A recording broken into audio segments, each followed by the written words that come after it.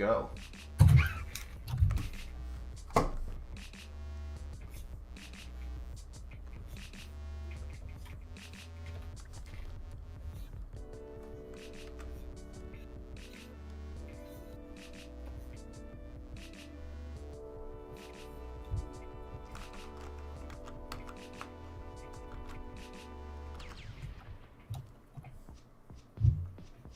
Hello, and welcome to another episode. It's another one, right? It's another one. It's DJ Khaled is once quoted as having been said in scripture. Another one? Welcome to DrawBomb. He was in something. He's written down at least somewhere. Okay. Yeah, what dictates something being scripture? I know it's often used in the terms of like religion. I assume it's religious text.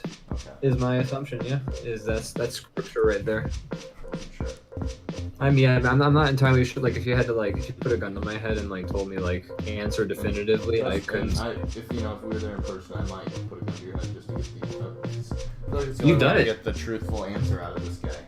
It's happened before. I mean, yeah. Look, I wasn't gonna tell you where I was hiding those magazines. Like, that's just what it was coming down to. Is like you wanted to know some information that I wasn't gonna give you until you had the gun. I was gonna say you change your tune. Well, yeah, because I didn't know you had a gun up until that point. The trick with having a gun is you don't let people know you have a gun until it becomes. I think the trick with having a gun is having the gun. I think that's the main trick. I think that's really like if you got the gun, that's the ace in the hole right there. Like the rest, you can doesn't matter, man. Like and then once it shows itself, people are like, oh shucks, you had a gun. Yeah, huh? They really stand down quick. I should have guessed. So that's why I'm generally opposed to the presence of guns. What you been up to since we last spake? Well, let's see. Yesterday we went for a hike. Fun. That was pretty good. You guys remain 6 feet apart at all times? From each other? No, because we live together. But from other people, yeah. Just not taking this seriously enough, man. Yeah, we're very cavalier. Yeah. You're very cavalier. That's a great word. This whole thing is bullshit. This thing's fucking stupid. Yeah, I don't believe it. We're doing it all very correctly. I'm glad you guys are. You didn't happen to cross paths with anyone on your way. One part of the hike, there's like a mountain. It's a pretty small mountain. I don't know if mountain's even the right term. It's more like a large hill. But a hillock nearby, and you hike up that, and then there's a trail that takes you all around and back to where you started. And after we got to the top, there's a lot of people. There's not a lot of people, but there's some people up at the top. And we're keeping our distance, but the moment we get to the top, I suddenly realized that we just did a thing that involves everybody out of breath, breathing heavily. Oh no. Diseases having wrong. I'm like, we gotta get out of here. We gotta get the fuck out of here. Run! Breathing heavily. God, yeah, I'm glad you were thinking on that wavelength, because that is definitely a coronavirus, like, hot. Yeah, hotbed, a bed of hotness for that Rona. So we escaped from there. Smart. Well, I'm glad you're playing it safe. Yeah. Glad you're getting your exercise, though. That's right. How about you? God, what have I been doing? Oh boy, wow. Oh, the calendar has been packed. Don't have to answer if it's too intense. So, I beat Assassin's Creed 2 and got most of the things in it in like. Pretty impressive the rate of beating these. I've been thinking about it actually. Yesterday I was thinking about it after you told me you beat another one. You beat like 2 Assassin's Creeds in like less than a month. Yeah, I have. I definitely beat Assassin's Creed 1 in 5 days. I knew because it was a Monday to Friday experience. Really I got everything in that game except for all this fucking flags. Like a Monday to Friday playing. Yep, I got a Monday to Friday monkey fighting snake on a Monday to Friday plane. That's how I would describe Assassin's Creed 1 on a weekend run. We've talked about these on previous shows. We don't have to get into them necessarily as much, but I'm just impressed at the rate you're beating them, especially for how kind of big they can get. They're, well, having every other day off of work helps a lot. You know, just generally being finished with a major project and then telling myself every day, like, you can chill. That's been helping out a whole lot. There's a lot of reasons you can chill right now. There's a lot of reasons to chill out. But yeah, I mean, also, like, Assassin's Creed 2, I kind of have a more personal attachment to than Assassin's Creed 1.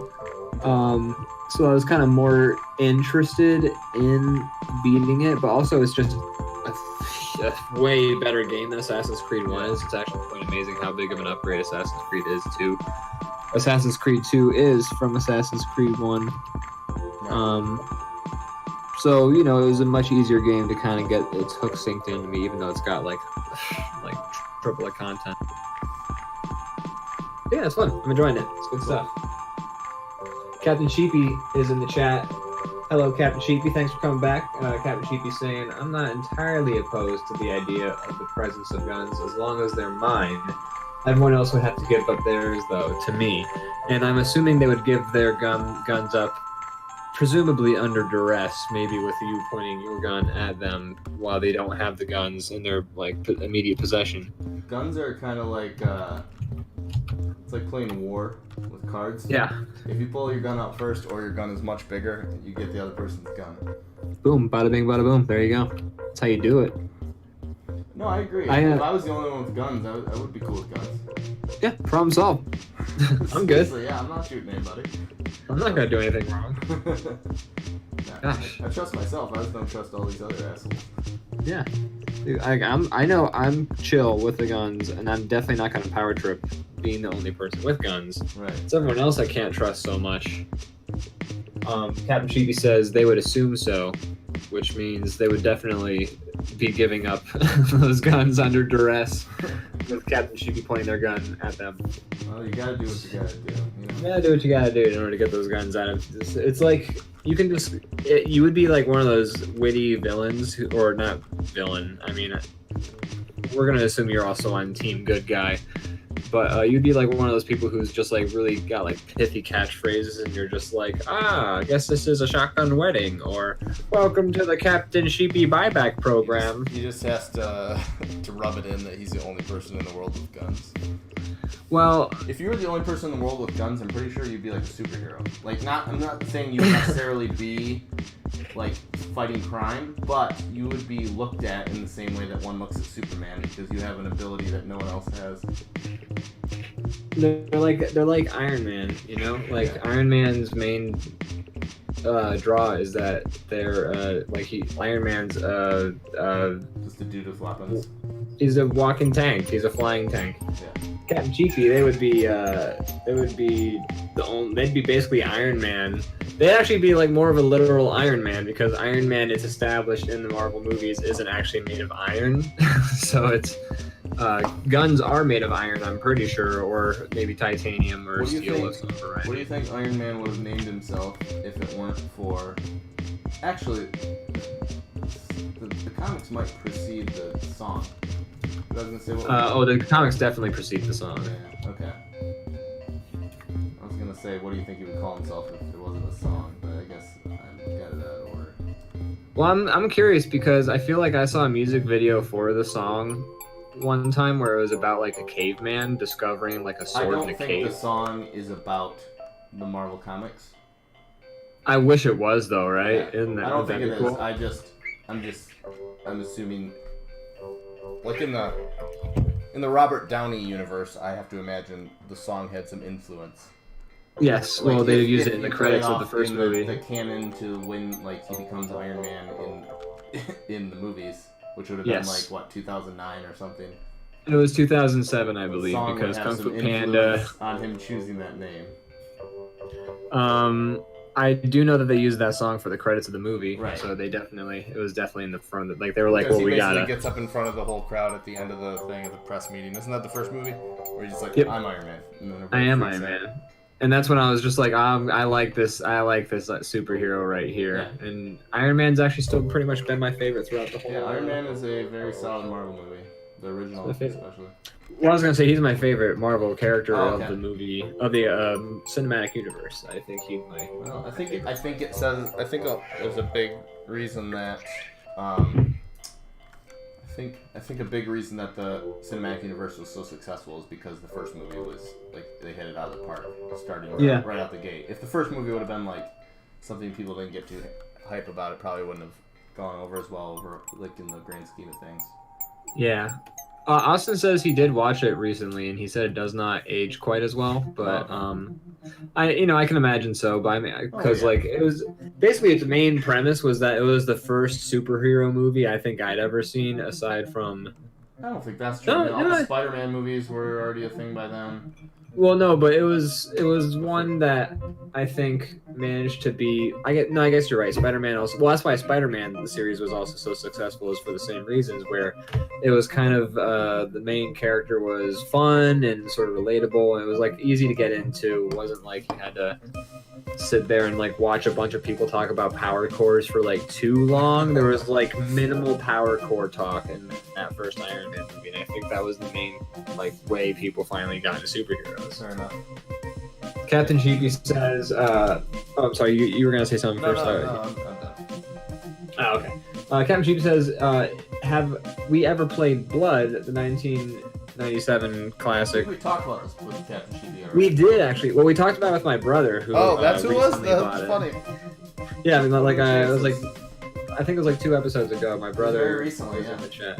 Yeah, he was talking about it. Yeah. That's really Yeah, he just bought it like not too long ago, because like we watch this whenever I'm visiting, we watch this YouTube channel called Civi 17 something Civi. It's a memorable Civi 11. That's the one. If it has any qualities to it, it's very memorable and you'd never forget it. Yep, but Civi 11, and I actually really like Civi 11's videos because he's really smart. He's funny. He kind of does like a playthrough, but it's like a review. It's like a condensed playthrough. Like he cuts around a lot, but he's mostly just giving you a condensed, like a cliff notes of a video game that he's playing. Usually a first-person shooter. And he's kind of reviewing it at the same time, and also showing you like his clips of either being really good at it or like the game being terrible or funny or whatever. But he's very enjoyable, and so my brother and I watch his reviews anytime I'm like hanging out with him and we're like drawing in the same room or something like that. Yeah, I highly recommend it. I mainly only use YouTube for reviews now. I have different people that I watch, and that's why.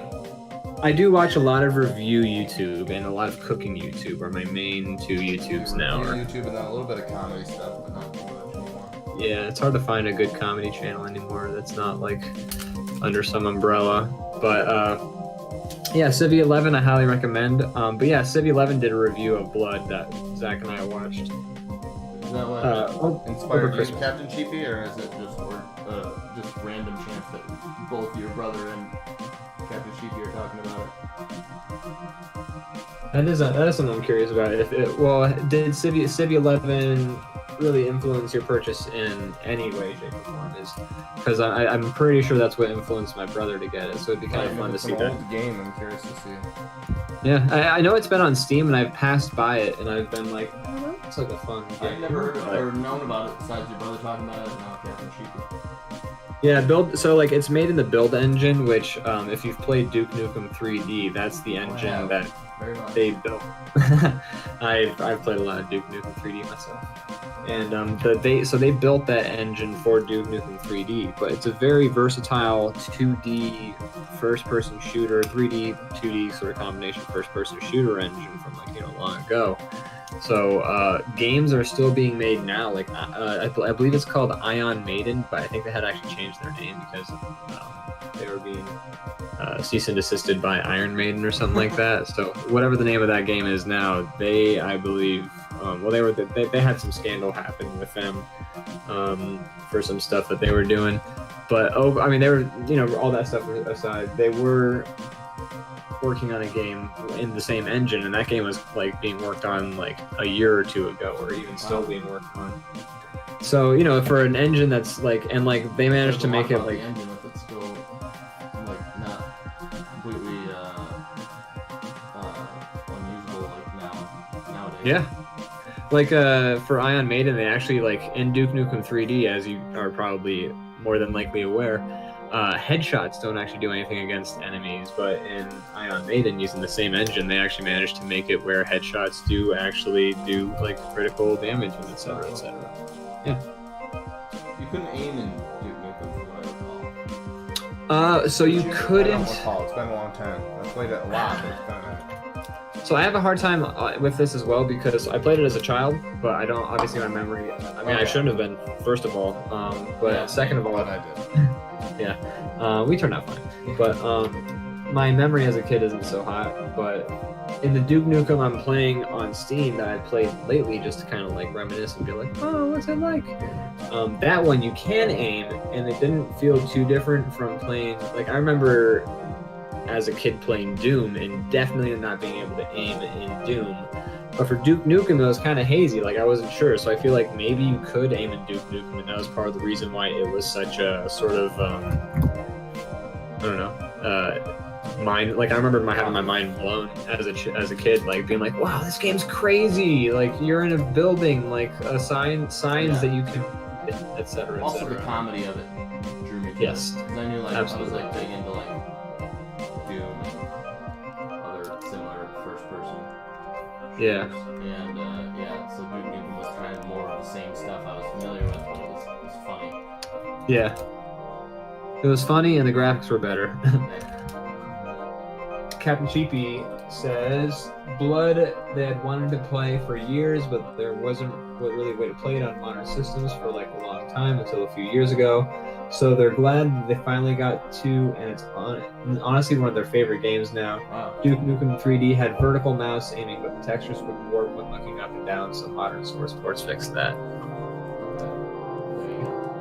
Yeah, answering 2 of our questions in 1. Well, thank you very much, Captain Cheapy. Appreciate you being in the chat tonight. I'm gonna have to play Blood. I mean, I've gotten raving reviews from multiple people now from something I've never heard of, so gotta definitely check it out. Yeah, I'm pretty sure it's not more than $10. Right, I mean, and if it's an older game, I can't imagine it's super expensive, so that's cool. I'm totally down to check that out. And if you even want to get a taste of it, like I said, you can watch Civi 11. He's done. I like his videos a lot too. They're good to have on in the background as you're just kind of doing stuff, because you don't need to pay the most attention because it is a dude playing through a video game. But he's funny. He's got like a bit in like a couple of his videos called Cancer Mouse, where like he'll say like, oh, what do you think about this, Cancer Mouse? And like the whole series, it's like a bit where he's been locked in a dungeon basement and he's being forced to play like good and bad first person shooters. So basically like the concept of like Mystery Science Theater. Yeah, basically, yeah. It's basically like a Mystery Science Theater 3000, but yeah, no, it's that. Yeah, that's what they're doing. But so like every once in a while he'll be like, oh, let's bring my friend Cancer Mouse in here, and then like Cancer Mouse comes in. There's like a theme song which is like what's his name, CANCRMOUSE, which is the Mickey Mouse.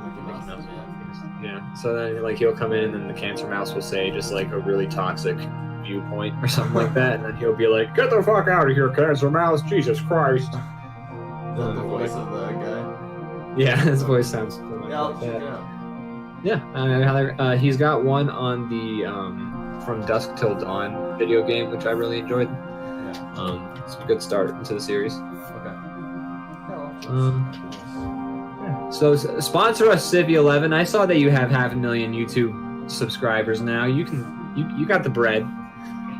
We love you though. I mean, I like you. Apparently, Captain Chibi likes you too. Also, in terms of Captain Chibi says, in terms of YouTube reviews, the Infinite Review is probably their favorite show on YouTube in general. It's a review of the universe, and like the very first episode was about toilet paper, which is very topical. Yeah. That does actually sound like something I'd be interested in. Yeah, you don't really get reviews of the universe that often, but I mean, Yeah. there's a lot of material there. It's kind of reminds me. Yeah, it's literally all of the material. But it kind of reminds me of there's this. I may have seen YouTube before, but it's the history of the world. Have you ever seen that? Is that the video on YouTube? like? Or wait, no, it's like he really runs through real fast, isn't it? Yeah, and he's got like little, he's like, hey, look, it's the Industrial Revolution. Yeah, I have seen those. Yeah, he's done Yeah. a few. He did one that like I think was standalone and then it went viral. And then he's done Yeah. since. I think he did History of Japan, and then he did History of the Universe, or maybe it was vice versa. But yeah, I have seen Yeah. those. It's been a while since I have. I should watch them again. I like those. Those are very accurate, which is the fun part. So that's cool that the guy managed to be make such a entertaining video accurate. Right. To actually like learn something when something's really stupid. And Yeah, my favorite way to learn. If you can thread the needle there, that's impressive. Yep. So I was thinking, I was playing Jesus Christ RPG, as you know, Brandon. I had to turn it off Twitch. at some point. I apologize. That's okay. I want. Is that music? It turned my brain off, is what it did. But I was Twitch streaming that because I downloaded it on stream for free. I was very curious, and it didn't even have to play it for a full hour before it like made me want to hurt myself. But I was thinking, it did. It made me want to go to heaven, or hell, just to get if like that game was in heaven, I wanted to maybe be as that's the far away music from it that's as what possible. happened. Maybe that's the sound effect. Oh God, get me away! Like, what do I need to do to condemn me right now? But like I was thinking when I was playing that, like, so this game does have some biblical accuracy to it, obviously. I would hope so with a game called Jesus Christ RPG Right. Trilogy. And I was thinking, like, it was stupid. It had those dumb like Oasis jokes, etc., in it. It was weird. It seemed I was like constantly confused on whether it was taking itself seriously or not. It seemed like it wasn't Yeah. when other parts were. It's like, is this meant to be like I don't- material for like to get people to be more interested in? Because also, like, kids are not gonna get that Oasis is a band. I Like, don't really know who it's for. There's a reason it's yeah, free. that's the reason it's free. So It's not for when I anybody. was, yeah, so when I was playing, but like, if you had like an educational game, like, if you had like a game where it was a map and I had to place goofy shit on the map on like the right country, I would know the names like and locations of countries by the end of like whatever time I spent playing that game. Like, Right. if you have like an interesting, fun game concept, but it's also somewhat educational, like I'm hooked. I'll learn some shit Yeah, while for having sure. fun. If it's actually fun, that's perfect. That's all you gotta do. Let's teach the kids this way. Minecraft maps with historical lessons on it. Here we go.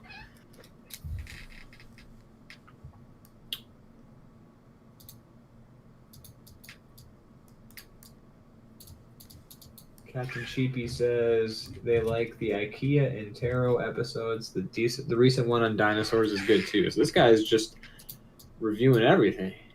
Wow. Wow. I was gonna make this guy green for no reason. Do you want to do it? Do you want him to be green? He can be green. Why can't he be green? What's wrong with that? I don't know. I just thought it might be an interesting color to throw into the mix. It would be interesting. Also- for sure. He's eating DrawBombs, so like, you know, we always draw the bombs with different like bomb colors. So I Right. thought like this kid's getting this. It's like drinking a Capri Sun, you know? You turn into Alex Mack goo and you fly around the city. That's right. What did you call it?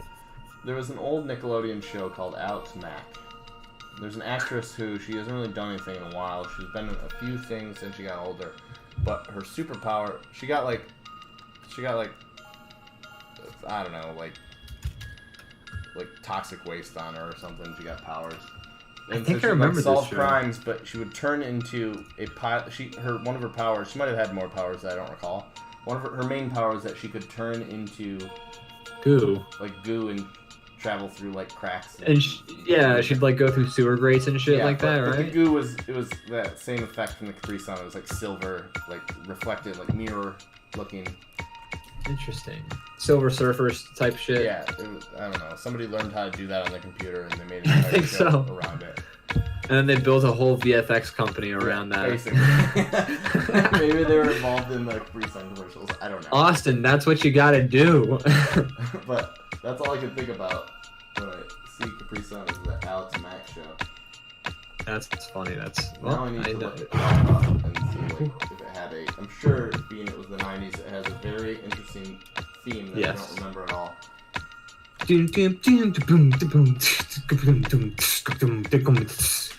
That's my impression of what it probably might sound like. Yeah. Hey, can I just say though, the Reading Rainbow theme song. Yeah. I still know I've it. listened. It's a fucking banger, man. I've listened to it recently. That is the go-to way to know instantly if a song is good, even if it's a song you hate. It's still like there's some craft to it. If it's like 30 years later and you remember all the words. Reading Rainbow. I can do anything. A way to go. Do. Reading Rainbow. But come on, what a classic intro. Just the whoop, whoop, whoop, whoop, whoop, whoop, whoop. I can fly in the sky. I can fly twice as high. Just take a look.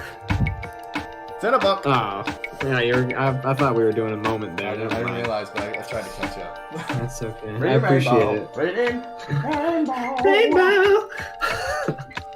It's gone. The magic's gone. Just like when you close a book, the magic goes away. Yeah, and then that world that you were in, you realize Dies. that it's not real, and you have to go back to work. Yeah, you have to go back to work, and that's the worst part about books. Is closing them and realizing that life's not as fun. Yeah, you read the Phantom Toll Booth, and then you're just like, okay, well, time to go to school where it's not nearly as interesting as this shit. Not gonna be fucking eating any soup that makes me hungrier at school. Bullshit. This is bullshit. Why do you do anything? Why do anything? This is dumb. There's not even a fucking dog that's gonna arrive and tell me how to get to Doldrums, man. Like, this shit blows. I fucking hate this. Get me out of here. Every rainbow. Captain Cheapy says the Cookery and Color episodes where he and his buddy cook. Okay. Cooker. Hold on, I need to finish this beer. Also, the Cookery and Color episodes where he and his buddy cook and eat weird, gross food from a weird cookbook published in like the 1970s. Oh, I would definitely watch that. I mean, I wouldn't do it. There's some interesting watch stuff. Like gelatin had a whole nother purpose when it first came into the scene. And if you look at some of the creations of like gelatin, it's like it basically was, I think, pretty much flavorless, but it was a way to like combine things and also kind of like give it a different texture. So like people would put weird shit in the gelatin because it was just a way to like. That's what I'm thinking is like mold. I've seen. Yeah, there he says, oh, there's a lot of gelatin recipes. That's the one I always see is like where you see it and it seems like alien food because now Jell-O is a whole different thing. But when it was first designed, it was just like a kind of like a way to hold ingredients together. I've seen like so you've seen like those pictures of gelatin where it's got just the giant hunks of fruit in it. Right. Depending on the fruit, it's not terrible. I've had some some Jell-O with like some mandarin orange in it and some. I think we talked about this when I was in Michigan, but like I'm very big on textures. Yes, you are. Yes, you are. And I'm very like slob who will eat anything as long as I'm convinced it won't kill me. Like I'm almost uncertain if I would eat a KFC like bowl, you know, like those like food bowls or whatever. Yeah, I'm not sure because it's just. Here's what it is though. It's just mashed potatoes, fried chicken, corn. I mean, I guess those all do kind of have the same consistency. Like all things, probably. But it's not even like a matter of like do I like it's like do you like them together? Is one of them gonna have weird chunks in it? I mean, I shouldn't be surprised. I feel like we spent the whole week that you were here me trying to explain like why foods are okay. Like what? No, it's good. Just eat it. It's good. I ate a pickle. How can you not like pickles? Come on. I mean, I don't know, dude. I did like that pickle that I ate, but like if I'm like eating a food and there's a pickle that pops up in there, I'm just gonna be like, ugh. Well, the foods rarely have pickles popping up. I don't know. I feel like it's happened. You ready to move on to the next drawing? I believe so. I believe this one is good to go. Should we draw a Reading Rainbow in here real quick? Sure. We are half an hour shorter than normal weeks. But... We are, but that's okay. We, this is a free show. So, for the sake of keeping things cruising, not that we shouldn't draw Reading Rainbow, but LeVar Burton, it's his baby. It is, and gosh darn it, I'm amazed that he could read being so blind and needing a visor. Well, that's in the future. Far in the future. No, I watched a lot of Reading Rainbow. I watched a lot of Reading Rainbow as a kid. I fucking loved that show as a child. That's good. I didn't really have cable, so PBS was a lot of the stuff I watched was PBS type stuff. Mr. Rogers, Reading Rainbow. Bob Ross. Can I ask you? Yeah, go ahead. Can I ask you something about Mr. Rogers? This is gonna sound very strange, and I'm gonna sound crazy. So I have this very distinct memory as a child of watching like Mr. Rogers, and like I feel like they must have been mocking the size of the Roosevelt coin, because I don't know if you've ever seen like the Roosevelt dollar coins, but they're fucking enormous. So like you can like they're like the same diameter as like a normal sized weed grinder. Okay. Well, Roosevelt had a big personality, so his coin should be. I don't know. Let me see what it looks like. I'm gonna Google it right now. They're huge, and I've had. I mean, obviously, I work in a bank, so I've seen them, and that's why I'm so intimately aware of the size of them. But I remember as a child watching Mr. Rogers, and there being a giant Roosevelt coin. And I only know it's a Roosevelt now is because it doesn't look like any other coins. But when I saw the Roosevelt, I was like, "That's the one." Okay. But it's like Mr. Rogers, and there's a giant fucking Roosevelt coin just like flopping, like rolling around in the background. Like it would just like he'd look over his shoulder, and like, there it goes, like rolling past in the background. During the show? Yeah, and like I don't know why I have this memory as a child, but I remember it almost vividly. I remember vividly as a child being weirded out by the bit, being like, "What the fuck? It's a giant coin." Are you sure it was Mr. Rogers? No, because I remember feel like the intro to Mr. Rogers is just like the little like neighborhood made up like model.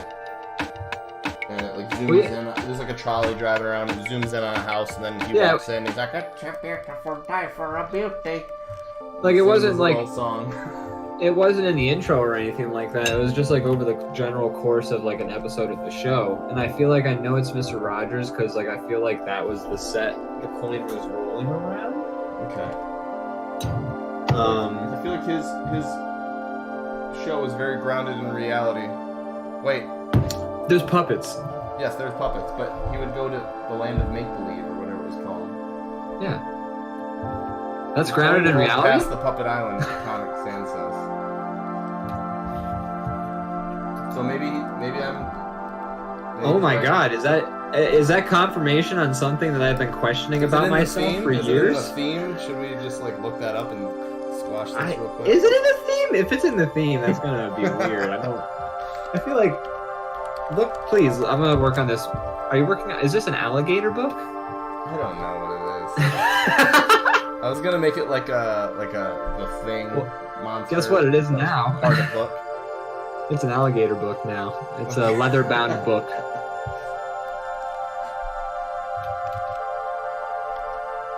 Wait, what are you doing? Oh, yeah, okay.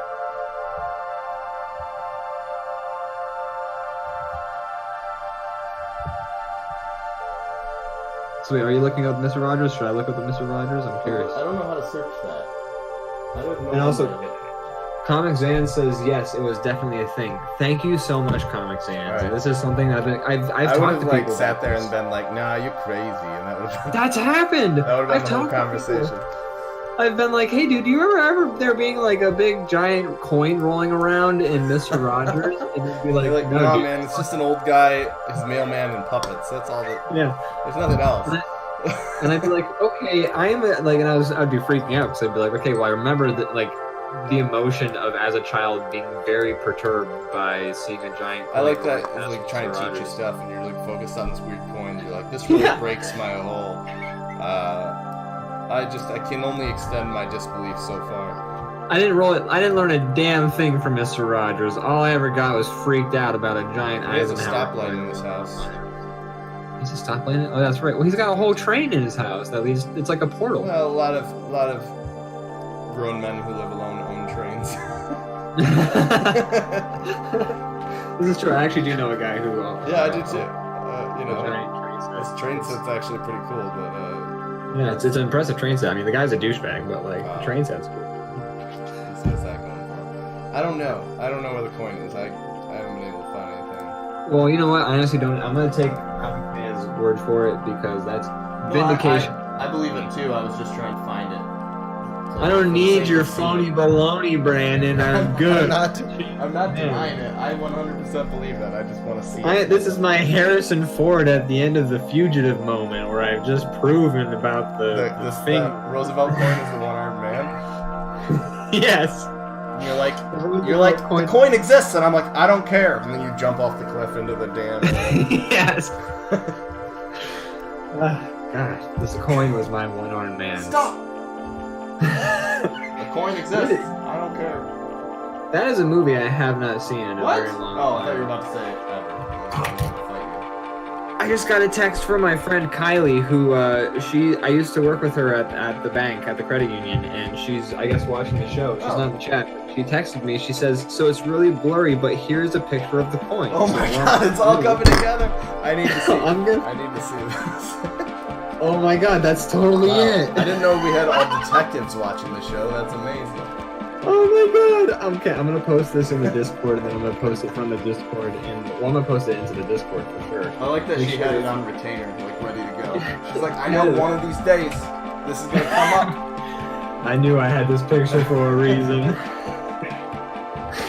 Oh man, this is beautiful. Thank you so much, Kylie. You've made me so happy. Thank you. I still think it's fake. I don't believe it. Kylie's Comic Sans. Oh. Oh wow. Okay, things are coming together now. I didn't know this. Well, Kylie, welcome. I remember you joining the show a few weeks ago and me being like, "Who is that? I don't know who Comic Sans is." But We're just at that level of not fame where every time somebody joins, we're like, who is this person that we know? yeah, who would dare? No, we're on the internet. You know, it's we're very humble. Yeah, there you go. Let's go with that. Also, I am very sorry if I just doxed you, Comic Sans, by saying your first name on the. I'm so sorry. I didn't think about that till just now. I'm not really in the habit of doxing people without. There's probably a reason you texted that to me instead of saying that in the chat. So we'll just. Okay, cool. We're good. We're good. We're good. I'm trying not to dox anybody on this show. I'm trying not to like. She's gonna get all sorts of hate mail now from being on the side of the coin, and a lot of us are fighting to prove that the coin never existed. The coin is a lie. The coin's a lie. Got a protest going. Oh man. Okay, I'm posting. Okay, so I posted it in the Discord. Which, by the way, if you are watching the show and you are on our page, you can see a link to the Discord. Join up because we don't post it in a whole lot, but if we have a whole lot of people on there, I think there'd be more reason to keep that community. Oh yeah, I'll be done that too. Okay. Very lively. Those are the coins right there. Okay, so Is that they're in not the intro? Like when it's showing all the different adventures he goes on in bureaucracy and like bread factories and stuff? Quite... Well, he just does like every episode. He's like, I bet you wonder how shoes were made. Today, I specifically remember one where he just shows how candles are made, and it goes on a long time. That's true. As a Yeah. kid, he's- I was very excited to learn how candles were made, but I'm just Oh yeah. now that I'm a jaded adult, I'm making fun of this show. Well, it's the same appeal, I think, as like How Did This Get, or not How Did This Get Made. That's Yeah, different. I mean, it was kind of like that, but for kids. Yeah. I mean, I love that stuff. Like, if he was like, okay, kid, have you ever wondered how they make your fruit snacks in the shapes of Scooby-Doo?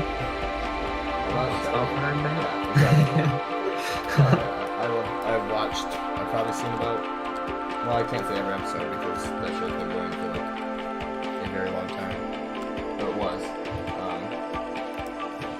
But yeah. I watched a lot of it. In the early 90s, I would say I've seen every episode.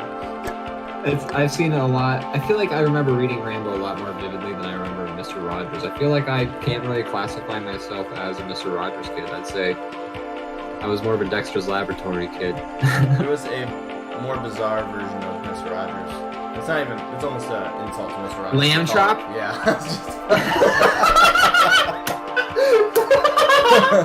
Yeah, lamb chop. That's amazing. Yep, I love lamb chop too. I remember that. It's weird how low budget children's shows could be back then. It was just people with like puppets they made in their basement one night, and then they get a TV show out of it. Remember all the puppets are like, bananas? it's like as much as a kid I was like into the show, I'm still like kind of, these puppets are a little grotesque. Yeah, they're like a little freaky. I'm a little disturbed by Can we these. put a little more work into these? Get them looking Can a we little get bit these- better for TV. These could be a good like mock-up for what the puppets should actually look like in their final form. Yeah, exactly. These are Like scary. this is. Can we take the dead out of Lamb Chop's eyes here before we start having them talk to Mary? Thank you. Do you remember Bananas in Pajamas? Oh, yep, I do. That I don't remember watching any. So like the funny thing about Bananas in Pajamas to me is that like. Oh, sorry. Were you gonna say something? No, go ahead. I'll still say my thing about Bananas. Okay. Pajamas. But when I remember as a kid being like, nah, Bananas in Pajamas is stupid, and it's just like, okay, but you think Lamb Chop is fine? Like, what's the separation? Like, 5-year-old Ian, like, what's stupid and what's cool? Is it the pajamas that like really upset you? There's also this thing.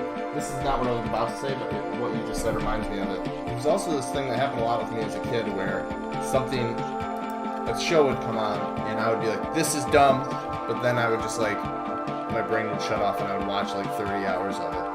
Oh yeah. And Bananas in Pajamas was one of those. I'm like, if people find out I'm watching this, I should feel embarrassed. Like that's how I felt watching it. Yet I watched a lot of it. I'm like, this. I feel like this is bad, but I'm still. It's like my child brain is addicted to this drug that is Bananas in Pajamas. When I was a kid, I was a total Blue's Clues stan. I was just like running, like I was getting in people's faces. I was being like, yeah, dude, like Blue's Clues is like the future of fucking television, bro. Like the fucking, like the dude sits in a chair and he puts the 3 clues together.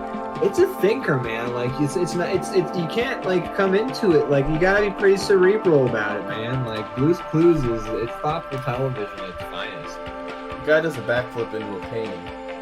He does. Yeah, so the thing I was going to say about Bananas in Pajamas, if I recall correctly, is there's these 2 bananas. They wear pajamas exclusively. And then the rest everybody else in the entire world is bears. Is that true? The other characters are all bears.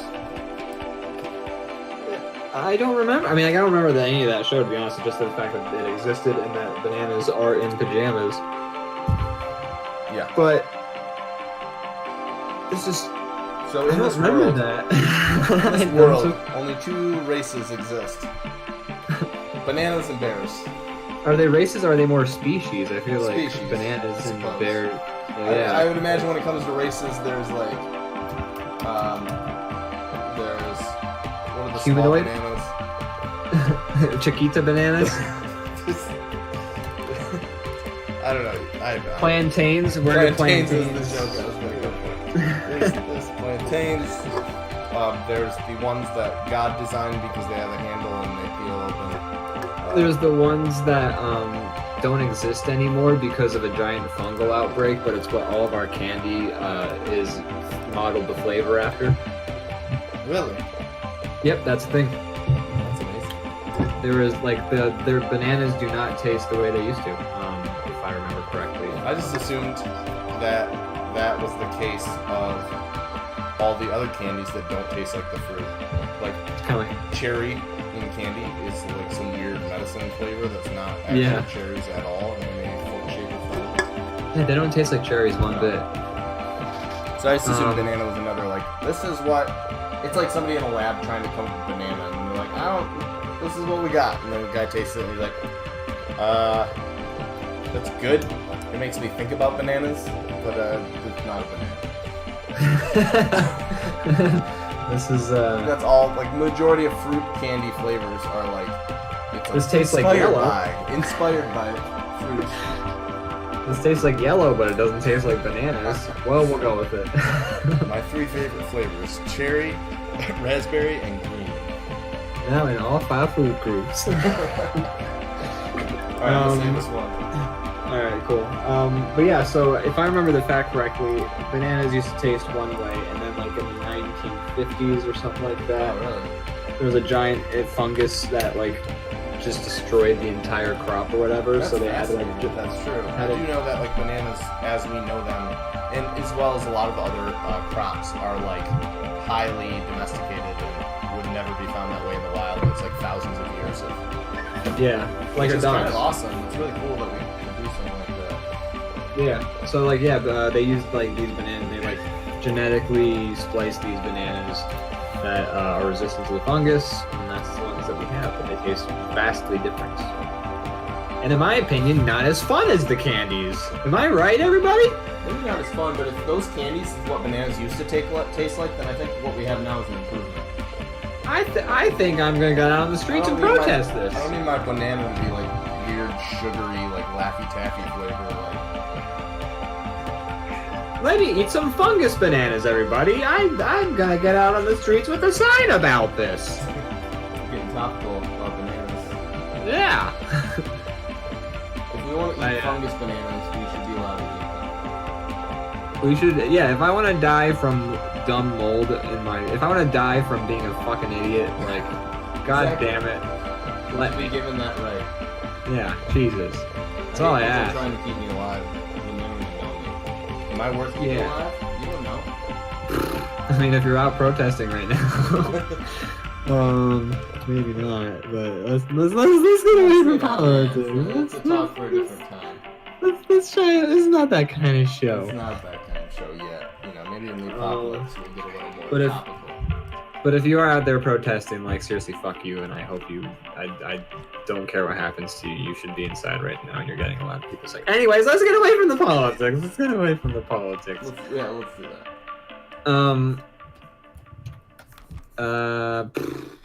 So I watched this show right before we got on here. It was my roommate was watching it while I was cooking my burgers. But it's on Netflix. I guess it was just recently added. It's called Midnight Gospel, and it is very enjoyable, and I like it a lot. So it's you know the show Dr. Katz? Yes. So it's like Dr. Katz is like a very interview style, and then they just kind of animate over top of like these very natural interviews that they kind of have with these characters. And it's kind of like that, but it's also got like an Adventure Time sort of vibe to it, because it's in a very fantastical world, and like basically like this kid's like this wizard, I guess, and he's kind of going on these interplanetary like trans-dimensional adventures, and he's like he goes this like wild and wacky place that's like maybe had like the first episode is this like Earth that's having a zombie apocalypse happen, and then they just talk about like pharmaceuticals for like the whole time, but like but then like they'll occasionally the interview is happening, like it's like very much like these. So people these are talking. real interviews, and then they put them in like the frame of some weird situation based on the cartoon side of it. So but I think they like record the interviews for the show. So like it's always like the same guy is like talking. It's almost like a podcast. Like the same guy is talking to these people, and then like occasionally like a zombie like will bite someone's leg, and they'll be like fuck and then like they'll go back to doing the interview or something like that. Huh. And then they'll usually end the interviews with a musical segment. But the animation is super charming. I really liked it. It's very well animated. It's got like a cool aesthetic to it. It's really easy to fall. Like it sounds like an indictment of it, but it's not. But it's very easy to fall asleep to, I could imagine, because the interviews are never like heated. They're always like very friendly discussions about these fairly controversial topics. It looks like sometimes, because they're talking about like recreational drugs in the one, and then I think they were talking about like the Hebrew faith in the other episode, while all these crazy visuals are kind of going on, and it's really, it's pretty like you could just like put it on the background and just like it's not a very loud show, so you're just kind of like nice little peaceful talk radio to listen to as you go to One sleep. more time, what did you say it was called? It's called Midnight Gospel, and it's on Netflix. It just got added. I'll check that out. Up my alley. Yeah, I highly recommend. I saw 2 episodes while I was eating and cooking the burgers that my roommate was watching, and I thoroughly enjoyed it. Well, that's been Ian Newton's Netflix Trivia Roundup. Thank you for joining in on that. Here's the theme song. I love that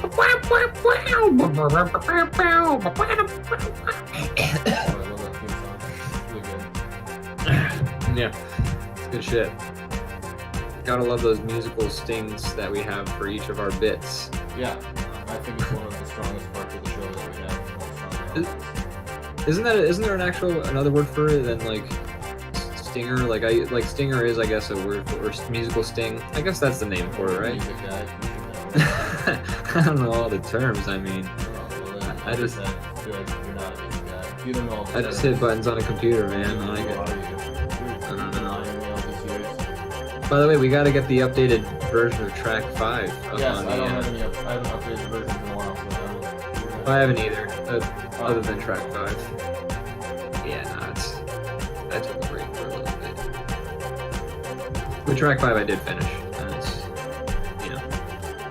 now it doesn't end abruptly. Great. Give me a great. Give me a great. Great, great. Great, great. Come lunchtime, reach no further than Great Bar. It's good. Why don't you eat an unkind bar, you fucking asshole? Eat it up, fatty. You fucking piece of shit. What makes you... What, are you climbing a mountain today? You fucking Bear Grylls ass motherfucker, you. Fuck you. That's a good ad campaign because then people, they won't eat unhealthy unless they really want it. Yeah, exactly. They'll Like, think it through a little bit more. well, it's like if you actually are climbing a mountain, you're gonna buy it because you're just like, ha, these dumbasses think they got one over on me. Well, guess what? I am climbing a mountain today. But it might also, so like, it's kind of like whenever I'm You're going to passive aggressive argument, Isn't it?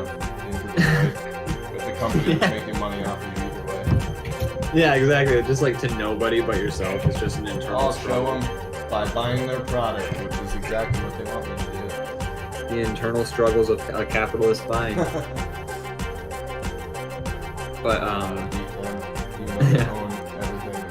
gonna eat healthy today if I have the product. well, what I do is I don't have the self-control to eat healthy, but I do have the self-control to exercise. So I've decided that one is good enough to not have to worry about the other so much. So like if I'm eating shitty food today, each one buys you a little bit of wiggle room on the other side. exactly. So like if I'm eating I just ate 2 bacon burgers with pepper jack cheese on them right before we did the show. Fucking incredible, by the way. But I'm gonna do I did a shit ton of push-ups this morning, which is why I knew I could push-ups and sit-ups and jumping jacks. Which is why I felt like I could afford to eat those burgers without feeling so bad about it. So that's my excuse. There you go. Probably gonna buy some like elliptical or something pretty soon. I really don't feel like going to the gym these days. I don't blame you. I love going to the gym. Well, no, but I'm saying. No, but the pandemic. Right. That whole thing. Yeah.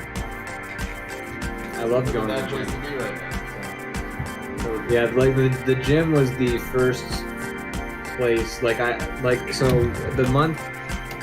the week before the pandemic shut everything down, I went to a concert, and the entire time I was about to go to the concert, my friends were like, "You shouldn't go," and I was just like, "I know, but we haven't found any confirmed cases in Philly yet." And of course, the day before, we got our first confirmed case or whatever. So I was just, there was an internal struggle in my mind of should I go to this Destroyer concert? Should I not go to this Destroyer concert? I went anyway, but I stayed very far away from everybody. I kind of stayed off to the side. Not like that's going to do any good in an unventilated room with potentially 100 people all breeding a virus or whatever. Right. But then, like, the day after we were supposed to go to the gym, and I texted my gym buddy, and I was just like, I don't think we should. The gym is a very sweaty, very A lot of humid. moisture. Yeah, a lot of moisture going on in that place. A lot of full body contact on surfaces. So like the gym was the very first sacrifice I had to make, and I hope it's the only one I have to make. Yep, you definitely never. You stop going to the gym definitely once the virus hit. Exactly. Yep. I even did a little bit ahead of time just to be extra safe. Ah, well, I'm glad you did. That's the thing is when I was at the gym that last time, I like tried to work extra because I was just like, who knows the next time I'm gonna show up at the gym. A bunch of people who had to go into the gym on their New Year's resolutions are breathing a collective sigh of relief in between all of their anxious gasps. That's my bluff call. Yeah. Oh God. That could have been embarrassing. What a nightmare. I didn't complete my. They would have been very surprised that I did not complete my resolution. Wow, thank God this pandemic happened, because that could have been a nightmare. On the positive side of things, my resolution was to talk to less people, so that would have been great. Nice, that's good. Well, I think you're definitely going to nail that one out. Yeah, it's been going really well. Yeah. Well, excellent job. I wish you the best of luck in keeping it up. Looking pretty good. Nice. I'm, however, doing terribly on my New Year's resolution of getting laid more, so that one's not working. That's the hard one. Yeah. No pun intended. Oh, I'm sad. Absolutely. I'm very alone, and no one is liking me back on Tinder, so... Tinder would be an interesting experiment right now. It would be. Because people on there, like, probably say, hey, what's up? Like, you talk. Yeah. With no expectation of anything really going further, because biologically we are unable to. Well, that's me assuming that people are following the rules, so I don't know. That is fair, and clearly they are not, because, well, we're too fucking stupid to live, apparently, as a species. I don't think that's bad. Yeah. A lot of people keep trying to keep it from that. Open up Applebee's so I can catch COVID off of the fucking salad bar. Everybody who says America needs to get back to work is not saying it because they want to go back, it's because they want the people working at Applebee's. Well, it's something interesting that I saw was an article, not to get political again, even though we just said we weren't. Fuck those protesters, man, I'm mad. So it's getting close to home. It's time to, I'm in one of the most infected states. yeah, and dox myself. I'm Michigan, which is like top 3 or something. yep, top 3 right now, I believe, or top 5 at least. Pennsylvania is also, I think, top 5, so we're in some hotbeds of activity right I now. was assuming you'd have trouble being so close to New York and stuff. Yeah, it makes sense. Once it hit New Jersey, it was only a matter of time before it happened to us. Every state's doing different stuff, but if the border's closed, so like, what are they really doing? Yeah, it's hard too, because at one point I want to be like, we really should enforce people being made to stay inside, but at the same time I don't want a bunch of dudes with guns, like cops and stuff, walking around being like, get back in your house. There's like a level of security I'm not willing to beef up to in order to ensure that people don't act like fucking idiots. I It's a agree. shame. I don't know what the right answer is. It's an unprecedented situation, so Yeah. reaction kind of is. Yeah. That's all. I don't. Resistant. Like, almost. Yeah. But But the main people who are protesting are I read this article, and like everyone that they interviewed, like in this one protest, was a like small business owner. So it was like a restaurant guy who like he owned like a well, no, but like the frustrating part about that is that those people aren't then protesting for themselves to go back to work. They're protesting for their employees to go back to work. Like, if you're the manager of the nail salon, you don't gotta be in there. But like the people, But I think the bigger I see that as a thing. You're right, but also I think the bigger thing is they're just like, I'm gonna go out of business type thing. Yeah, oh, it's 100%. Well, the thing is, that's because the government, we don't have like a social safety net for businesses or for people, so it all like all that precariousness or whatever the word is, really is being exemplified by all this because we've gone so long without these safety nets that it's usually killed one or two people very slowly over time, like consistently, instead of like a whole bunch of people all at once. So now it's everything. When you've got like a couple people dying and starving to death because of a shitty system, we can sweep that under the rug. We don't have to worry about it. The system is doing its thing, etc., etc. But when it's everybody, it becomes a lot more of an issue then.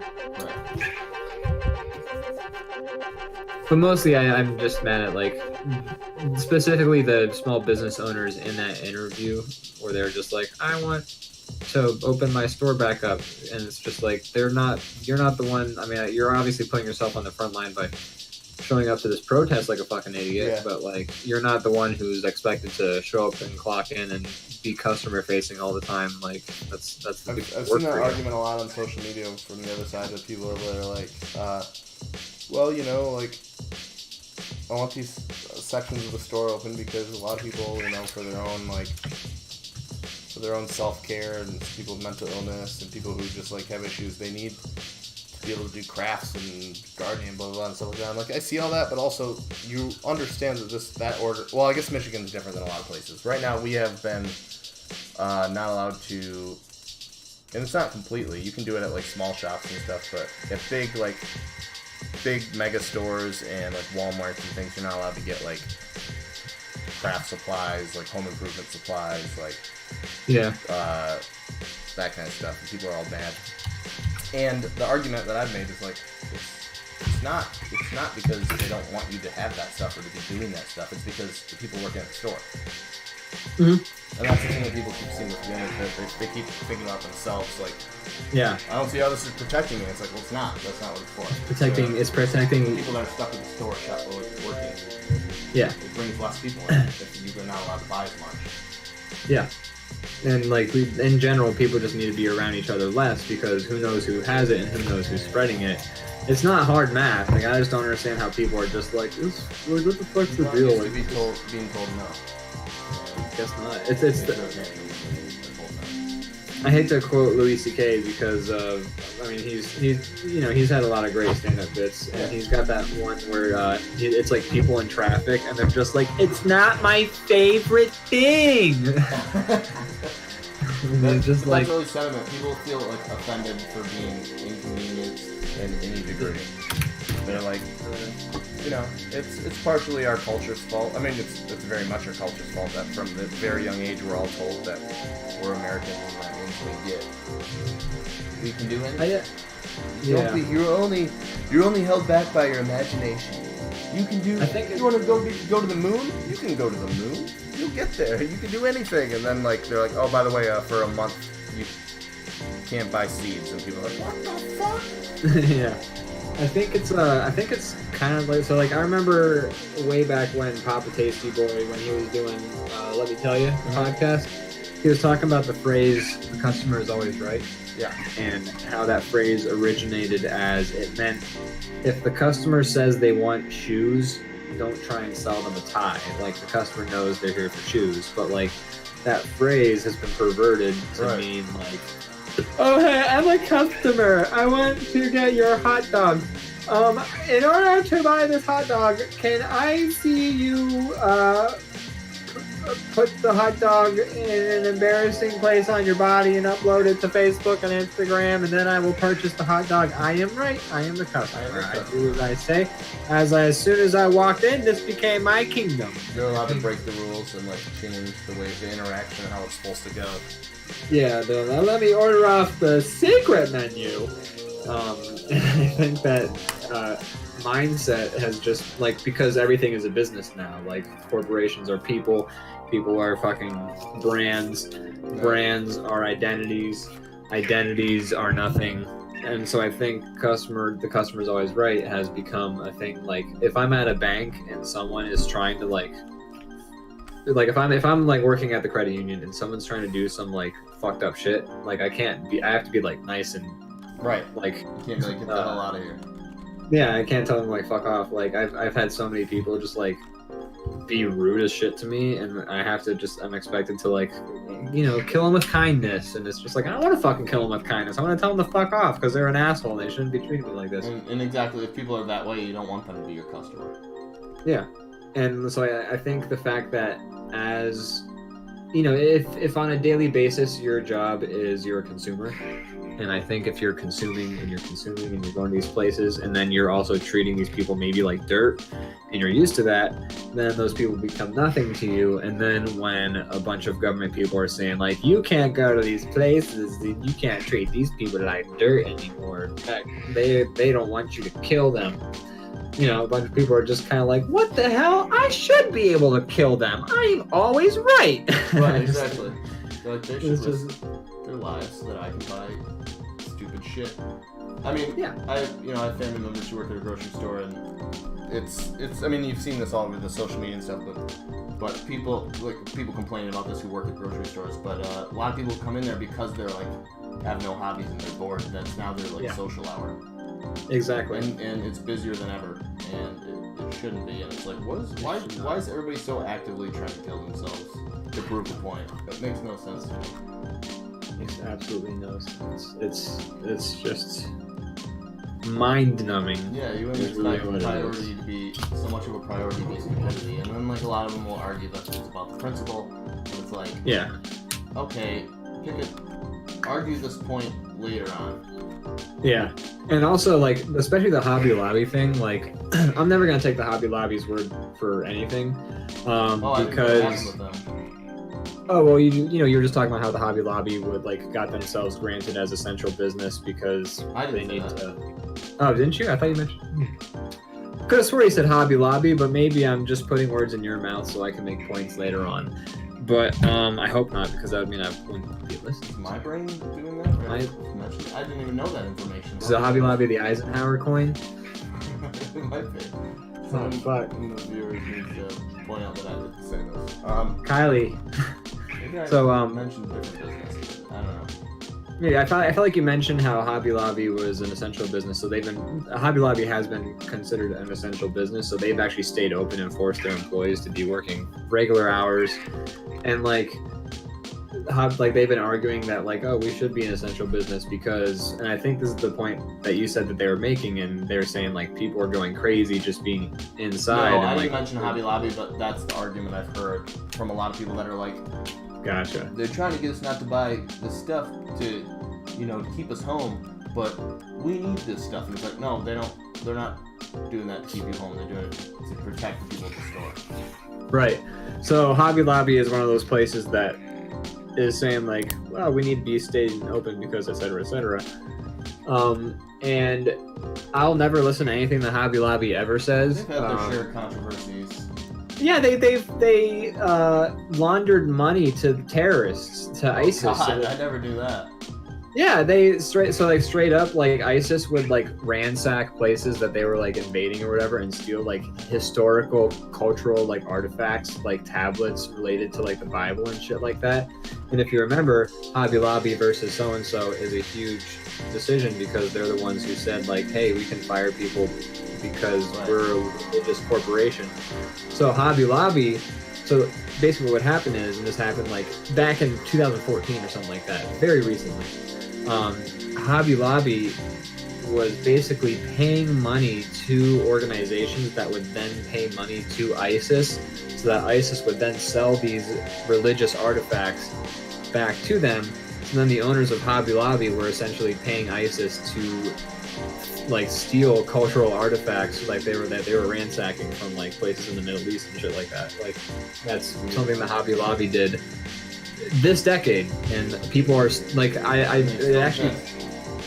they still exist. People are still saying like, oh, Hobby Lobby, like, love going there. Let me grab some glitter from the fucking money launderers to like ISIS. Like, it fucking blows my mind that we let like this company, like someone hasn't like taken the CEO of this company and like ripped them and covered them.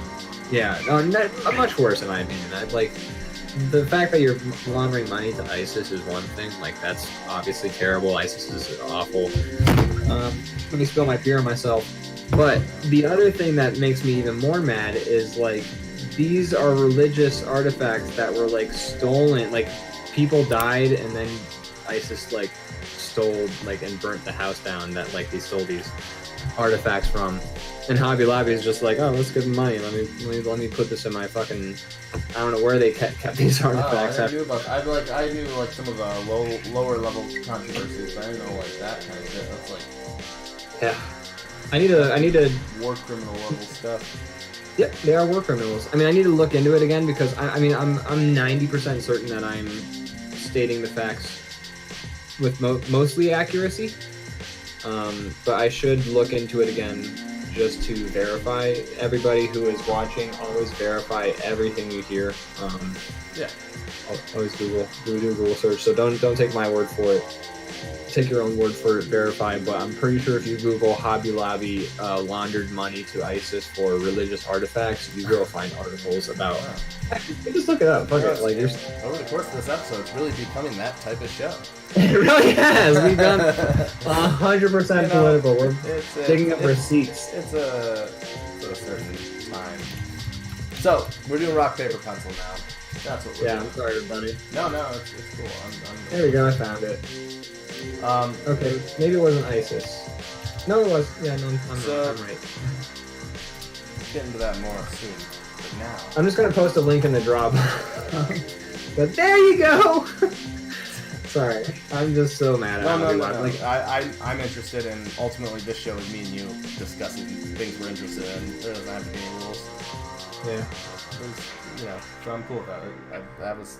I'm gonna read more about that. I'm kind of fascinated. I didn't even know that. It just blows my mind every time I think about that. Sorry. Anyways, rock, paper, pencil. Everybody's favorite game. Favorite game where once we talk about politics, we draw things. Right. Unlikely action hero is Captain Sheepy's. Or should we say the premise of rock, paper, pencil first? Go ahead. Oh well, I feel like. Take it away. Oh gosh, you're too kind. All right, so clear your throat first. Rock, paper, pencil is a game where, as you can see in the center, there is a theme. Captain Sheepy has recommended the theme. We take that theme, we draw a drawing based on that theme, and then Twitter puts it to a vote. And then usually Brandon wins, and then he laughs at me about it. Lately, though, you've been getting me, so. Well, yeah, I mean, I saw that you posted the most recent one like 30 minutes ago, but let's just take a look. Yeah, it Who's winning that one? Oh, it's me! Oh. I mean, one of the votes was me for myself. Okay. Well, there's two of them. One of them I'm winning, you're winning the other one. There's two? There's the last 2 weeks. I didn't post them. Right. Oh, man, I forgot about Venomous Vic. I love that one. I love that How one. am I losing so hard? I don't know. I would have voted for you. Maybe I still will. I appreciate it. Although I think people are really digging the Plymouth Rock. Yeah, that's really the crown jewel of that one. Yeah, it's the punnery. Should we do unlike? I like the idea. I mean, as long as we agree that we can't draw John McClane. Damn it. I know. Alright. He was the original unlikely action hero. He really was. I'm gonna get a beer before I start drawing my thing. That's a really good idea. Yeah, I'm gonna think about my submission as I get my beer. Unfortunately, I drew a lot of the title stuff on my layers, so you won't be able to see it, but if you want to hide my layers, I might start drawing. And I'll hide yours. Let me see. Okay. What if? Can you? What if you renamed BC3 to text, and then move that to the top, and then you just made text BC3? Fine. Yeah. Ha. You're always I just couldn't see the middle You're line. always saying turn BC3 into text, and I'm like, God. That's where that song came from. Turn BC3 to text to text. I don't even know what reference I'm making. There's nothing to it. Sounds like a great song,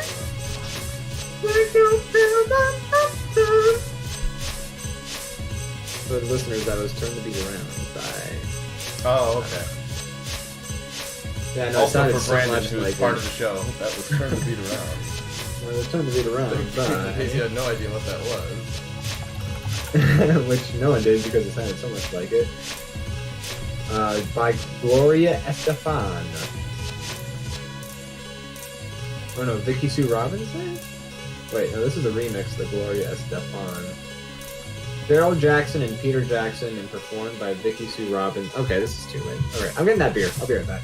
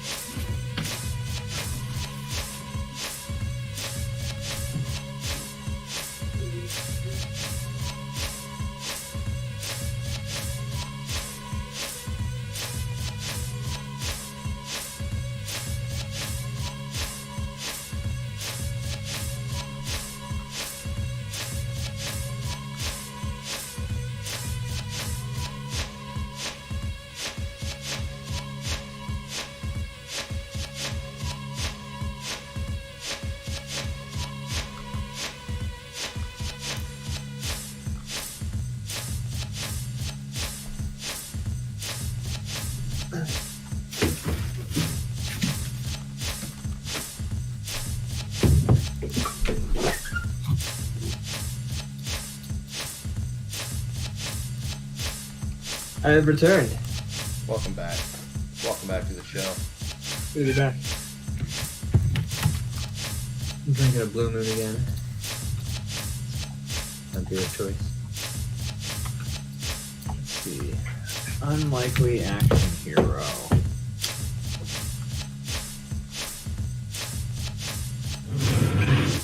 Okay, I have an idea for an interesting entry.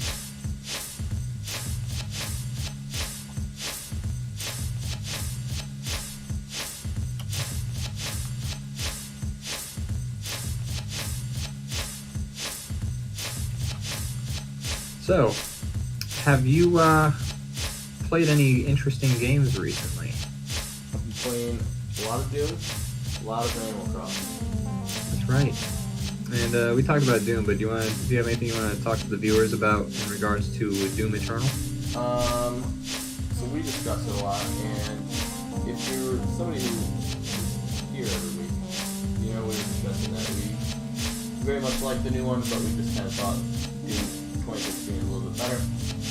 Yep. And while I still feel that way, now that I'm probably into like the third act of Doom Eternal, it's now hitting the marks that I felt it was missing early on. So I'm really enjoying it. It's pretty awesome. It's kind of like it's what I wanted it to be from the start. Now it's the third act. I agree.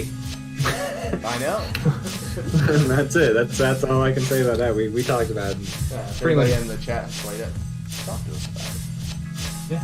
If you have thoughts about Doom Eternal, if you liked it more than the last one, if you liked it less, if you liked it exactly the same. If you Sound have off. no emotion because you're a psychopath, let us know. Sound off in the chat. Yeah. And if you are devoid of a soul because it has been ripped out by a hell beast in the past, feel free to let us know, and we may send a Doom Man your way. This one is a lot more tongue-in-cheek. It is this Doom. version of Doom. The concept I hope of, it's- Like mentioning what they call like the demons, like all are like Oh yeah, they do say they call Mortally them mortally challenged, challenged, so, like which is interesting. I have a weird thing about the mortally challenged joke because it's so constant in the game. Like they always they don't refer to them as demons in the main story at all, or even in the menu. I think They do some. I got like the But humans. even the people that are like the resistance, like they have that radio station on the ship, and they call them that too. And I'm like, why are you guys Yeah. calling them that? That doesn't make sense. Yeah, it's weird. It's a weird That's a joke that I'm not sure lands for me. Yeah, I'm not sure why. I gave that example because it was one of the examples of It trying to be sillier and me wishing it wasn't. Yeah. Some of the I places where agree. it's sillier are probably okay with me, but with that one, I'm like, Do you mind if I give you a minor spoiler about something coming up? It's not Only anything. if it's very, very minor.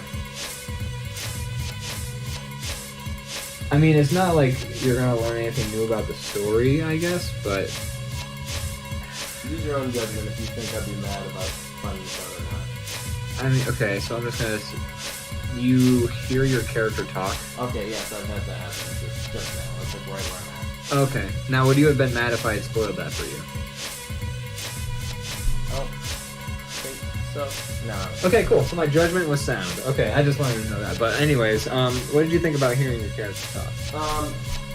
You know, it's fine, but ultimately, just 5 seconds later, my girlfriend was watching and I was explaining to her, I'm like, you never even hear him talk and it's awesome, and then he's like, rah, rah, rah, rah, and I'm like, oh, okay.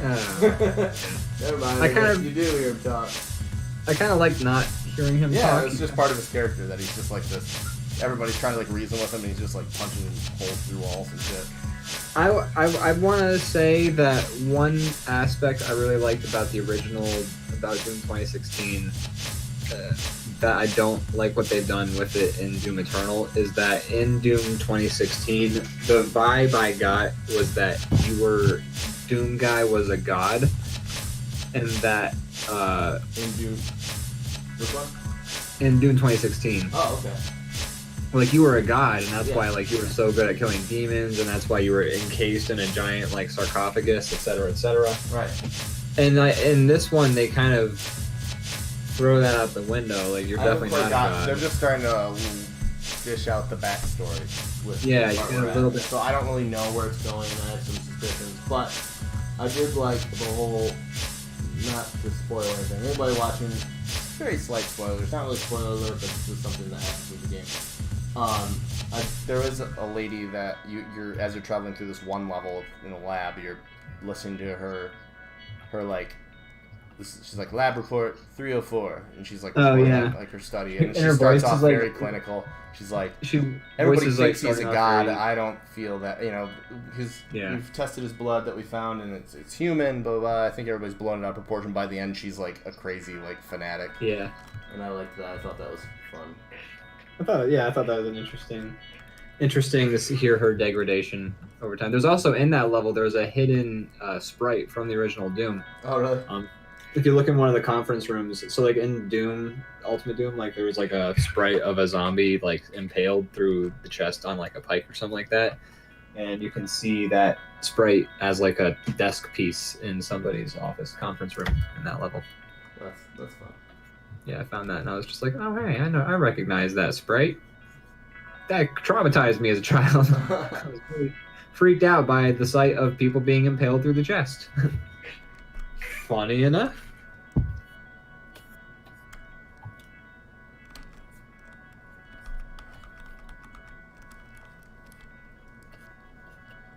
So yeah, I'm not sure how I'm gonna feel about this thing in the end, but I'm enjoying it a lot more now.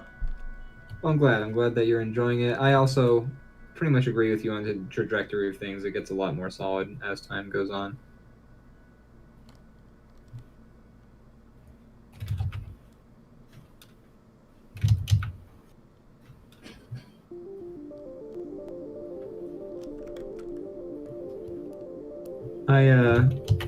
So, we talk about Assassin's Creed. I've played through those. I beat Assassin's Creed 2. Started Brotherhood a little bit. First of all, just as a jokey joke, I started up a multiplayer game in Assassin's Creed Brotherhood because I was just like, watch nobody fucking... There's people still playing it? I got a match in under a minute. Wow. A full match on Assassin's Creed Brotherhood. There's games that came out last year that I can't get a match in. I know, right? Like, what the fuck? I don't get it. That's awesome. Have you played much of the Doom Eternals I played it for the multiplayer first mode? time the other night. What did you think about it? I feel like it'd be fun with friends. It's pretty frustrating. Dude, I don't know. I played one match. I barely won it. Oh, you won it? Yeah. I was the Doom Slayer against Nice. the monsters, and I won. I won my first match like the other day, and just barely, as a demon. Okay. Yeah, I don't know. So I don't know if one side's like if it's harder if you're the demons. I feel like it's weird. It's kind of balanced because I feel like I've had equal luck on both sides. The demons are pretty frustrating because of how quickly they respawn after you kill one, and it's just like, oh god, now I gotta kill the other guy in like 30 seconds. Yeah, that's tough. I feel like I've had my computer run slow sometimes on that game. I should probably turn my graphic settings down. But if your computer is chugging, like your guy moves slower, but everyone else is moving at the same speed. So I just got my shit pushed in the one game where I was playing.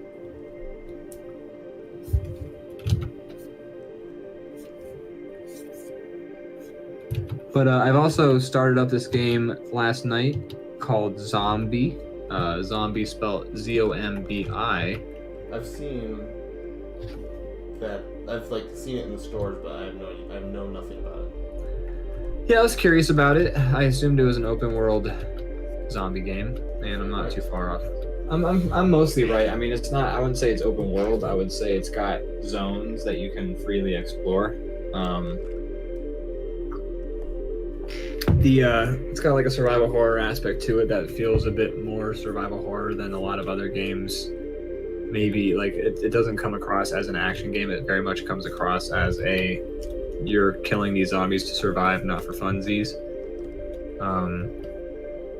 I don't know. Pretty frustrating though. I've gotten there's a couple. It's a very like a PC. The PC port of it is not very solid. Like it keeps displaying controller settings for me while I'm using a mouse and keyboard, and I tried the controller, and it's much better with a mouse and keyboard in my opinion. It's just a more mouse and keyboard centric game. But it's interesting. I died a couple times already, and every time you die, you get a new survivor. And you have to get your old shit back. I've died a couple times, and it's been pretty frustrating. Because like the one time I died, the first guy, he had like a shit ton of health kits. He had full health, and then the zombie grabs I'm fighting like a bunch of zombies with a shovel, and then this one zombie just like lunges forward, and then like grabs me, and then like I fall to the ground, and then my dude's dead. And like I was like, I had full health. Like what the fuck? If the zombie just like lunges at me and grabs me, and I don't know what the tell is for that, that's over. Like I lose a survivor, and I have to what the fuck? So that was pretty frustrating. So yeah, I'm kind of. But it is enjoyable.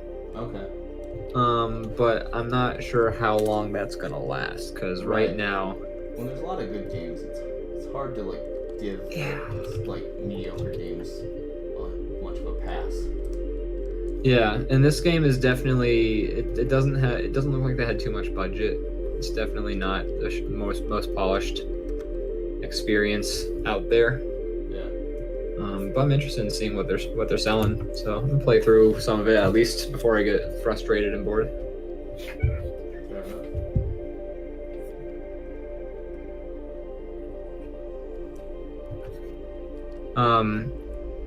So I do want to say one thing about Assassin's Creed 2, which is it's fun. It's nice that I finally beat it, because it's one of those games that I've been meaning to beat for a very long time.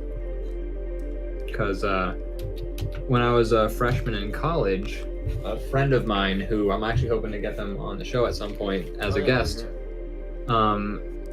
she was my friend at the time. We had become friends not too long before that, and she's like, hey, Assassin's Creed 2 just came out. You have a PS3. If I buy it and let you hold on to it, can I play the game on your PS3? And I was just like, all right.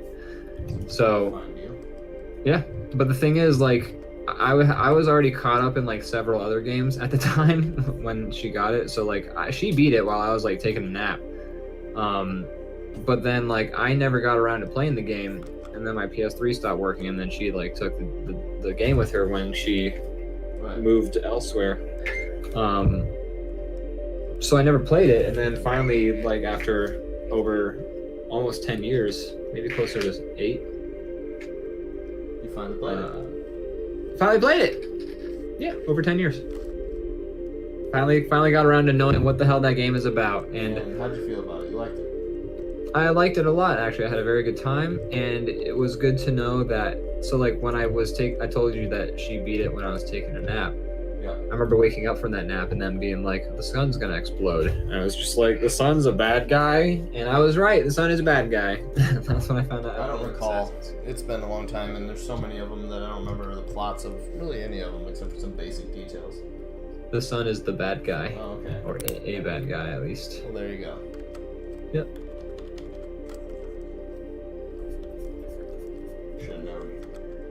Should've known. How's your drawing coming along? It's almost done. I guess I'm at the point now where I would say I can Just start coloring. color it. Yeah. Probably be done in a couple minutes. I might do like a quick color. I probably won't go super in depth with the Not color. super in depth. I put more effort into the coloring, debating on how much I am proud of my concept. So right now, I'm going to just kind of do a quick color. I'm proud of my concept, but the execution is very. The coloring could be more complicated than it needs to be. But I'm proud of my concept at least. Well, that's good. Happy to hear it. And how proud of you are you of your concept? Oh, not very. Okay. Well, you'll probably beat me. So. The times have been changing. Getting lazy and it shows. I mean, you did most of the drawing of this episode. I would say, like you did most of the. I just say like, I think last few. No, take the compliment, Brandon. I am, but I'm also not.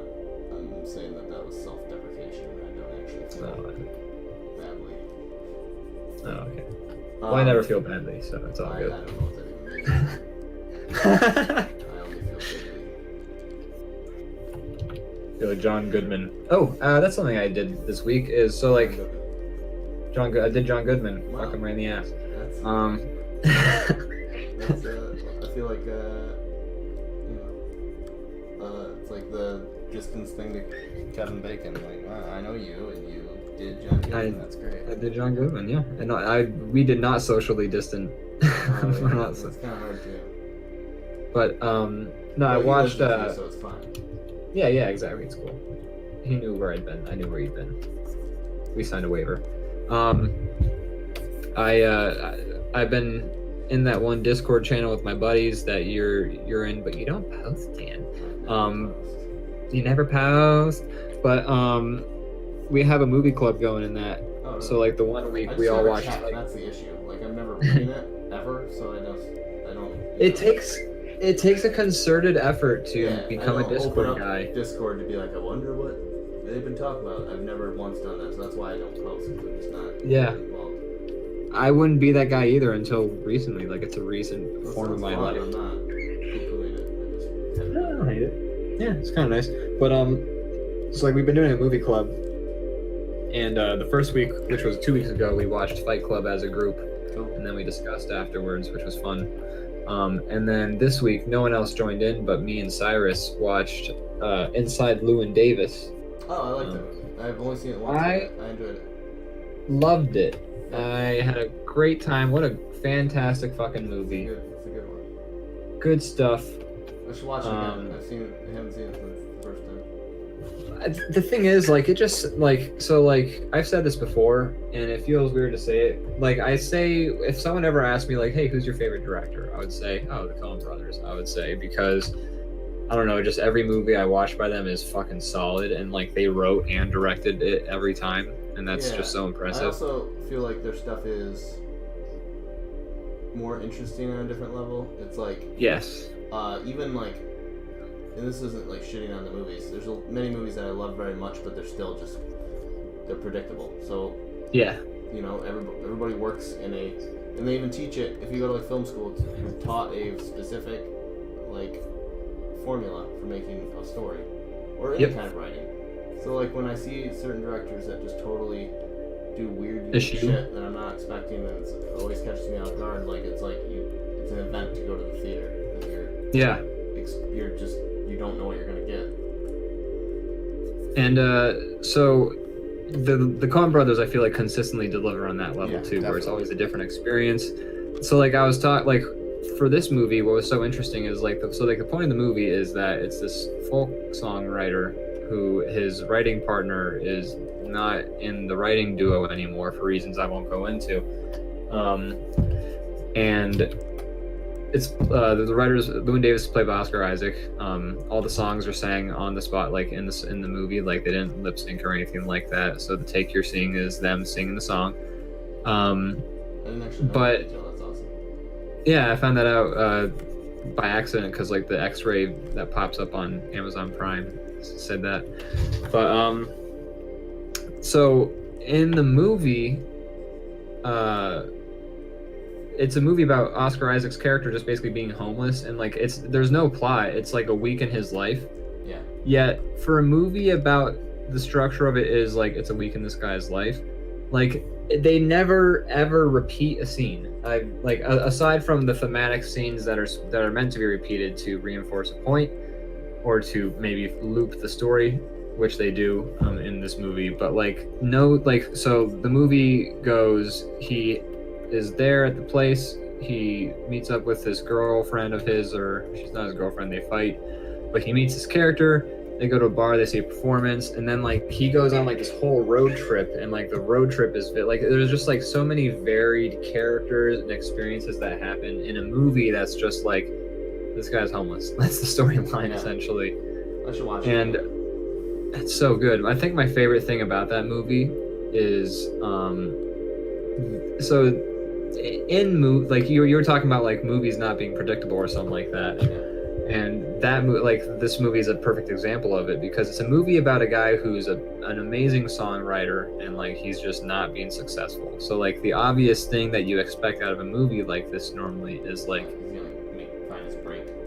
He's gonna get his break. He's gonna play a song for somebody and they're gonna be brought to tears.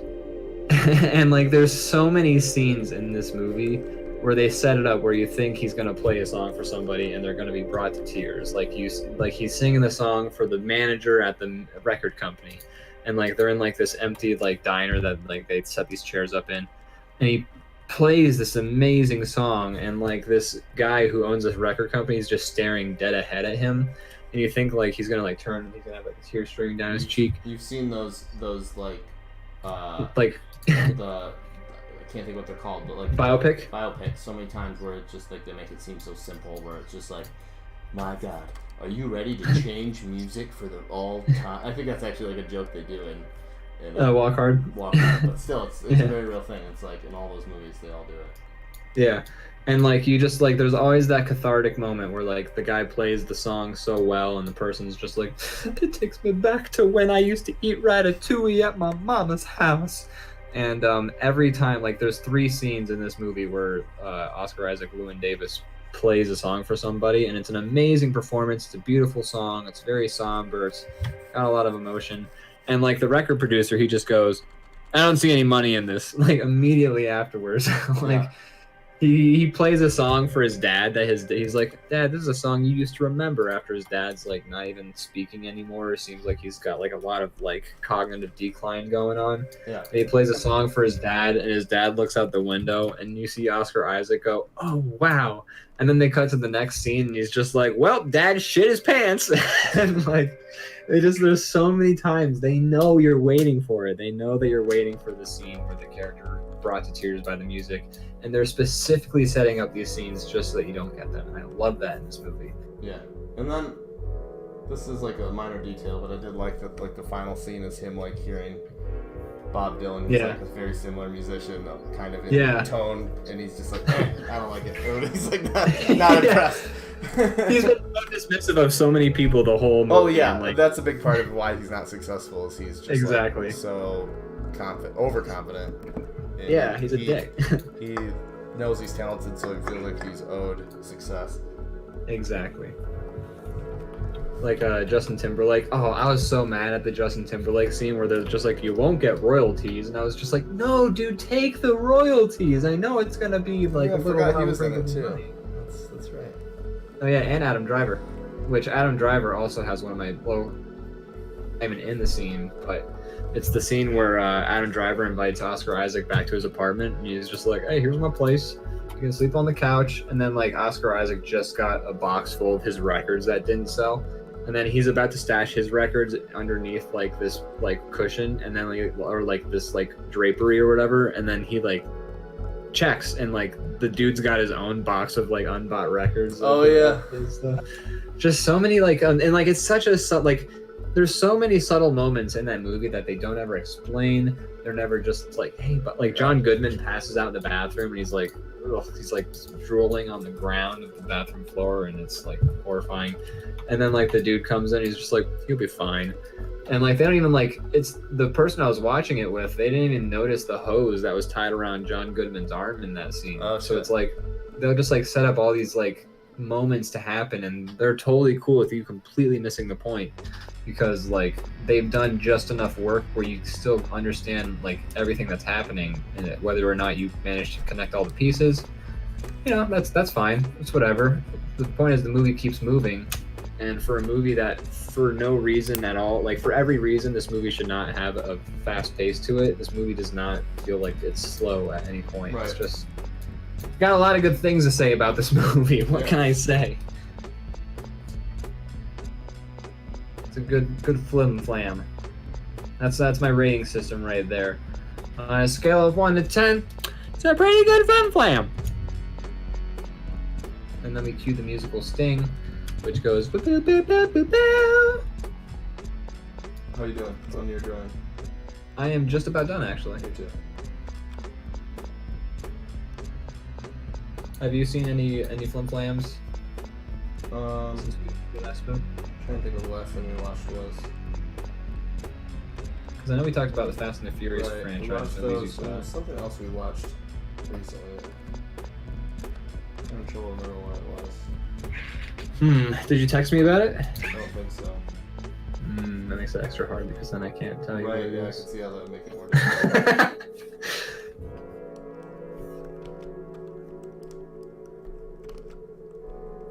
But yeah, Inside Llewyn Davis, great film. When Bob Dylan does show up at the end of the movie, I was voice chatting with the friend I was watching it with, and so Bob Dylan shows up, and I just like excitedly go, "Is that Bob Dylan?" Like he's actually like in the room.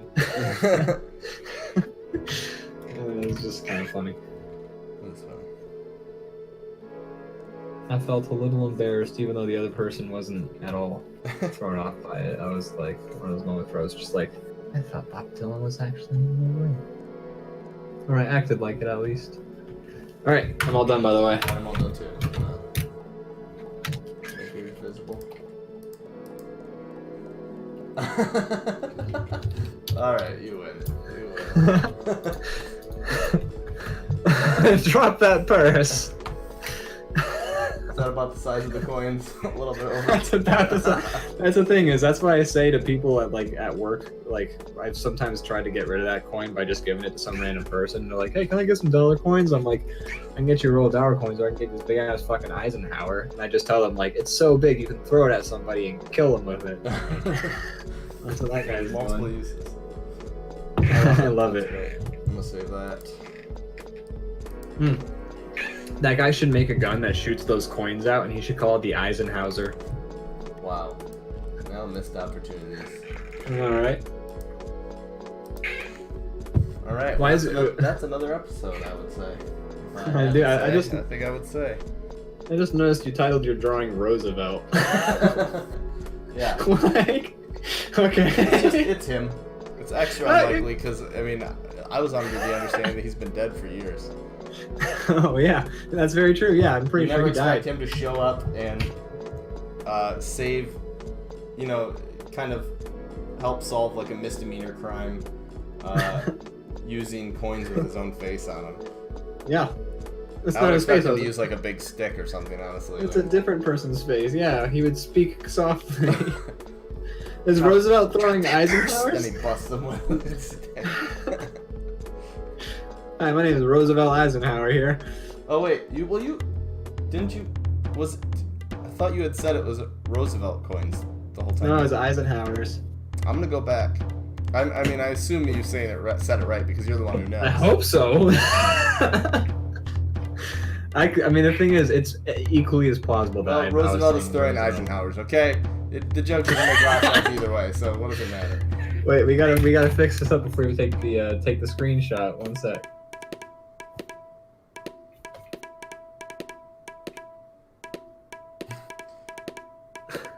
So people don't get confused.